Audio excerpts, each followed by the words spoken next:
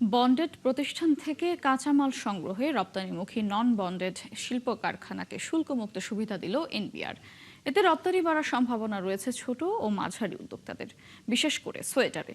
তবে প্রযুক্তি সক্ষমতার অভাবে নতুন নীতির বাস্তবায়ন করতে পারছে না কাস্টমস ও রপ্তানিমুখী তৈরি পোশাক খাতের গুরুত্বপূর্ণ পণ্য সোয়েটার, যার রপ্তানি ছাড়িয়েছে $5 বিলিয়ন ঘর। অথচ বিশ্ববাজারে আরও বেশি সম্ভাবনা থাকলেও তা ধরতে পারছে না বাংলাদেশ। কারণ এই খাতের বেশিরভাগ উদ্যোক্তাই আটকে আছেন জটিল শুল্ক কাঠামোর বেড়াজালে। বিজিএমইএর হিসাবে সংগঠনের অর্ধেক সদস্যই কোনো না কোনোভাবে সোয়েটার উৎপাদনের সাথে সম্পৃক্ত, কিন্তু এর বড় অংশই নন বন্ডেড।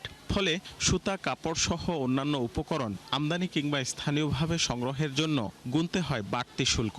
ফলে রপ্তানিতে প্রতিযোগিতা সক্ষমতা হারিয়ে কোনো রকম টিকে আছেন অন্যের ক্রয়াদেশে ভর করে। এই পলিসিটার জন্যই আমাদের এখানে প্রায় 100 সোয়েটার ফ্যাক্টরি মতো বন্ধ ছিল।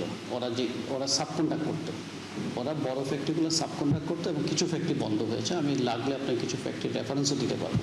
সংকট নিরসনে মাস দেড়েক আগে একটি এসআরও জারি করে এনবিআর, যেখানে স্থানীয় বন্ডেড প্রতিষ্ঠান থেকে কাঁচামাল সংগ্রহে শুল্কমুক্ত সুবিধা দেওয়া হয় নন বন্ডেড প্রতিষ্ঠানগুলোকে, যা শুধু পোশাক নয়, সব খাতের জন্য উন্মুক্ত।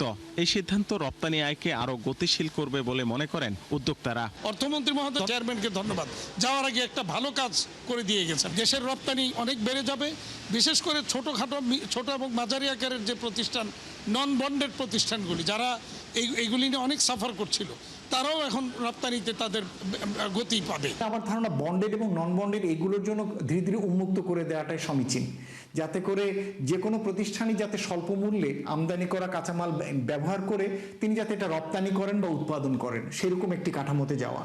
তবে প্রযুক্তিগত দুর্বলতার কারণে থমকে আছে এই নীতির বাস্তবায়ন। বিজিএমইএ সহসভাপতি বলছেন, 6 মাস আগে নীতিগত সিদ্ধান্ত হলেও প্রস্তুতি নেয়নি সরকারি সংস্থাগুলো। তখনই কিন্তু আমরা ওনাদেরকে বললাম যে ঠিক আছে, পাশাপাশি তাহলে আপনারা এই সিবিএমএস এর নন বন্ডেড মডিউলটা তৈরি করে ফেলেন। এটা কিন্তু অলমোস্ট 6 মাস হয়ে গেছে। গভর্নমেন্ট তো আসলে নিয়ন্ত্রণ করতে চায় না। গভর্নমেন্ট করতে চায় কি, পলিসিকে ডিফিকাল্ট করে দেয় যাতে মানুষ ব্যবসা করতে না পারে। পলিসিকে ইজি করে দাও আর নিয়ন্ত্রণটাকে শক্ত করো, দিতে হয়ে যায়। ব্যক্তিবিশেষ সিদ্ধান্তটাই সবসময় এনবিআরকে ইনফ্লুয়েন্স করে। এনবিআরের প্রত্যেকটা জায়গাতে ব্যক্তি বিশেষের উপরে সিদ্ধান্ত নির্ভর করে। এখানে আনম্যান্ড অপারেশনস করার জন্য আপনার এখানে এনকারেজড হতে হবে। স্বয়ংক্রিয় ব্যবস্থা চালুর আগ পর্যন্ত মূসক চালানের মাধ্যমে এই সুবিধা নিশ্চিতের দাবি জানিয়েছে বিজিএমইএ। রাকিব হোসেন, 71, ঢাকা।